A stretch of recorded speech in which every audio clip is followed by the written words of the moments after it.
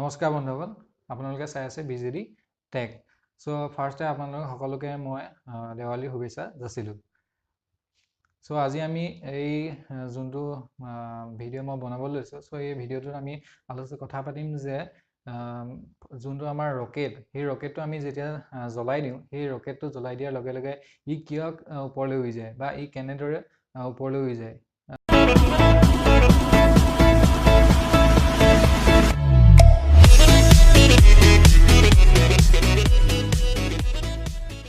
দেৱালী হ'ল পোহৰৰ উৎসৱ। সো আমি মাটি চাকিয়ে হওক বা ইলেক্ট্ৰিক লাইটেই হওক, আমি সেই মাটি চাকি বা ইলেক্ট্ৰিক লাইট জ্বলাই পেলাই আমি চৌপাশটো পোহৰ কৰি ৰাখোঁ। এতিয়া আহিলোঁ আমাৰ যোনটো সেই দেৱালীটোত মাটি চাকি বা ইলেক্ট্ৰিক লাইট জ্বলোৱাৰ বাহিৰে আমাৰ যিবোৰ আনন্দ, সেই আনন্দবোৰৰ কাৰণে আমি কি কৰোঁ? ফায়াৰ ৱৰ্কছ ব্যৱহাৰ কৰোঁ। ফায়াৰ ৱৰ্কছ যি ধৰণৰ হ'ব পাৰে, ধৰি লওক আপুনি ৰকেট জ্বলাইছে বা ফটকা হ'ব পাৰে, দেন যিবোৰ বোমা বুম বুলি কোৱা হয়, চ' সেইবোৰ আলু বুম, এইবোৰ এনেকুৱা ধৰণৰ কিছুমান বিভিন্ন ধৰণৰ ফায়াৰ ৱৰ্কছ হ'ব পাৰে। ফায়াৰ ৱৰ্কছ শব্দটো গ্ৰীক শব্দৰ পৰা আহিছে। গ্ৰীক শব্দ পাইৰ'টেকনিক্স নামৰ এটা শব্দৰ পৰা আহিছে, যিটো মিনিং হৈছে ফায়াৰ আৰ্ট বা ফায়াৰ স্কিলছ। চ' এই আতচবাজীসমূহ আমাৰ যিবোৰ কলা কৌশল বা ব্যৱহাৰ কৰি কৰা হয়, চ' সেইটোৱে আমাক বুজাইছে, বিভিন্ন ধৰণৰ কলা কৌশল দেখুৱাই এই আতচবাজীসমূহে, চ' সেইটোকে বুজাইছে।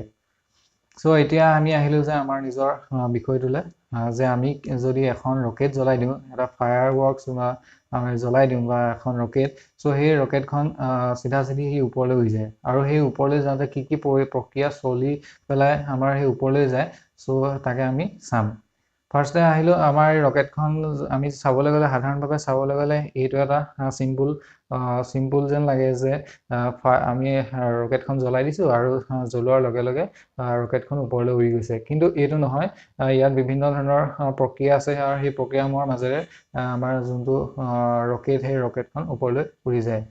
চ' আমি আহিলোঁ এতিয়া যিটো আমাৰ ৰকেট, সেই ৰকেটখনৰ বিভিন্ন ধৰণৰ পাৰ্ট আছে আৰু সেই পাৰ্টসমূহৰ বিষয়ে আমি আলোচনা কৰিবলৈ লৈছোঁ। লাষ্টৰ পাৰ্ট হৈছে আমাৰ এডাল ষ্টিক মানে হৈছে বাঁহ বা কাঠৰ বা প্লাষ্টিকৰ কিছুমান মাৰি হ'ব পাৰে, এডাল মাৰি হ'ব পাৰে, যিডালে কি কৰে, আমাৰ যোনখন ৰকেট, সেই ৰকেটখন ওপৰলৈ বা ষ্ট্ৰেইট লাইনত যোৱাত সহায় কৰে, ওপৰলৈ যোৱাত সহায় কৰে।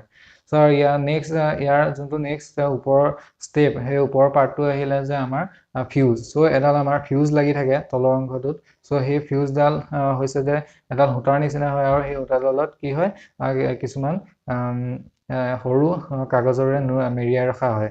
আৰু যেতিয়া আমি সেই ফিউজডালত জুই লগাই দিওঁ, সেই জুই লগোৱাৰ ফলত কি হয়, জ্বলি জ্বলি আমাৰ যিটো নেক্সট ষ্টেপ ৰকেটখনৰ হয়, সেই নেক্সট ষ্টেপত পায়গৈ। সেই নেক্সট ষ্টেপটো হৈছে আমাৰ চাৰ্জ মানে হৈছে কিছুমান এই যোনটো অংশ, সেই চাৰ্জ অংশটো কিছুমান খনিজ তেলৰ মিশ্ৰণ থাকে, আৰু সেই যেতিয়া ফিউজডাল জ্বলি জ্বলি সেই অংশটো পায়গৈ, সেই পাৰ্টটো পোৱাৰ লগে লগে সেই পাৰ্টটো ব্লাষ্ট হৈ যায়।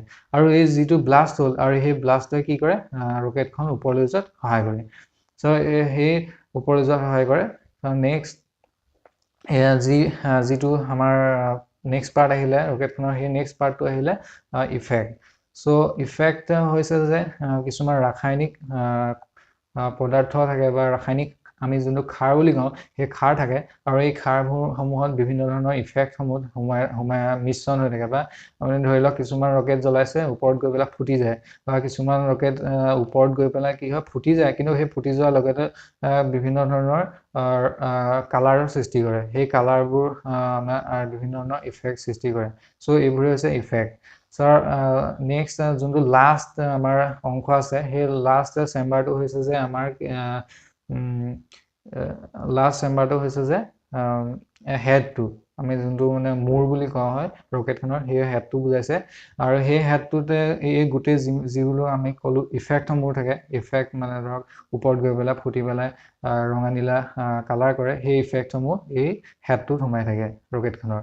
আৰু এই হেডটো যোনটো হেডটো আছে আৰু এই গোটেই যিমানকেইটা ষ্টেপ আছে পাৰ্টছ আছে আৰু এই পাৰ্টছসমূহ কি হয় এটা চুঙা আকৃতিৰ মানে চুঙাত সোমাই ৰখা হয় আৰু এই চুঙাটোৰ যোনটো আগভাগ এই আগভাগ কি হয় খোলা হৈ থাকে আৰু এই খোলা অংশটো কি কৰা হয় এখন কাগজেৰে সাধাৰণতে কোণীয়া হিচাপত কোণ কৰি পেলাই মেৰিয়াই ৰখা হয় আৰু এই ৰকেটখন টাইটলি পেক কৰি ৰখা হয় তাৰপিছত কি হয় যেতিয়া আমি ফিউজডাল লগাই দিওঁ তাৰপিছত তেনেকৈ আমাৰ এই গোটেইকেইটা প্ৰক্ৰিয়া আৰম্ভ হয় গোটেইকেইটা পাৰ্টছত এটা পাৰ্টছৰ পিছত নেক্সট পাৰ্ট কৰি জ্বলি এনেদৰে ৰকেটখন ওপৰলৈ গুচি যায় চ' এইটোৱে আছিলে ভিডিঅ' যিটোত মই ক'লোঁ যে কেনেকৈ এখন ৰকেট আমি যেতিয়া জুইটো লগাই দিওঁ তেতিয়া কেনেদৰে ওপৰলৈ উৰি যায় চ' যদি আপোনালোকে ভিডিঅ'টো চাই ভাল পালে তেনেহ'লে লাইক কৰিব শ্বেয়াৰ কৰিব এণ্ড যদি মোৰ ইউটিউব চেনেলটো নতুনকৈ আহিছে তেনেহ'লে ছাবস্ক্ৰাইব কৰি ল'ব